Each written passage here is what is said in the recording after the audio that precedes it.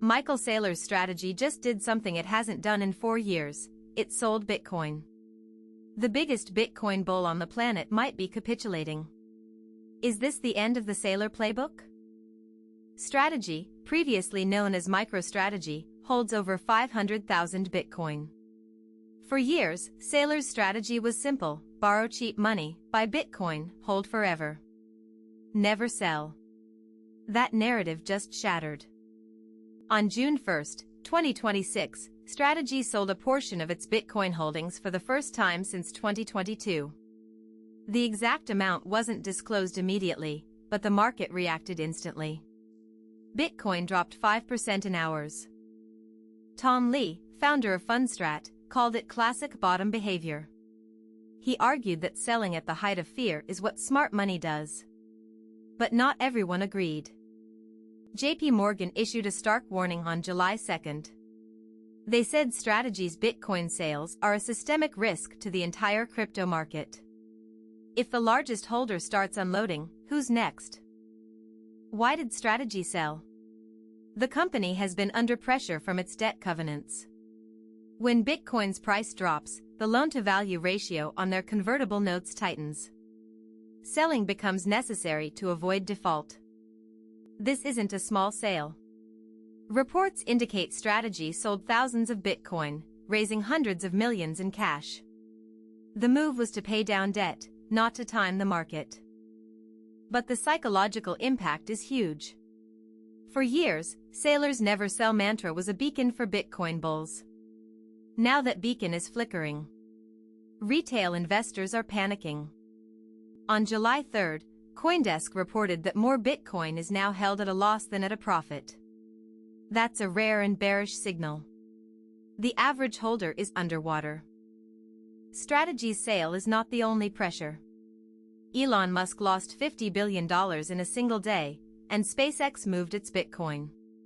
Large holders are shifting positions. The market is fragile. Meanwhile, the White House is reportedly speaking with law enforcement about crypto regulation. The Clarity Act has a 47% chance to pass this year. Policy uncertainty adds to the selling pressure. But not everyone is bearish. Stripe, Visa, and MasterCard are close to launching a new stablecoin platform. Institutional adoption continues. The long-term thesis for crypto hasn't changed.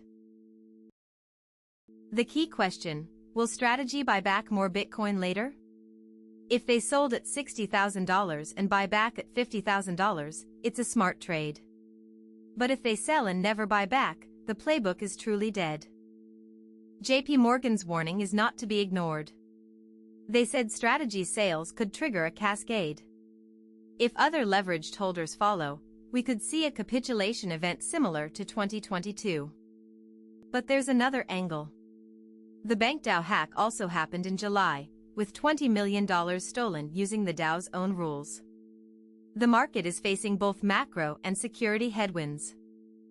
Despite the chaos, President Trump reportedly made over $1 billion from crypto ties. Political connections to crypto are growing. This might attract more regulatory clarity, or more volatility. Let's zoom out. Strategy's sale is a single data point. The broader market has seen $3 billion leave Bitcoin ETFs recently. Sentiment is bearish, but historically, bottoms are made when everyone is fearful. Analysts predict a rally to $300,000 by 2029, but the short-term pain may not be over. Marcus Thielen says Bitcoin's pain isn't over yet. The bottom could be weeks or months away. What should you do? Don't panic. Strategy's sale is a liquidity event, not a fundamental change in Bitcoin's value. If you're a long-term holder, this is noise.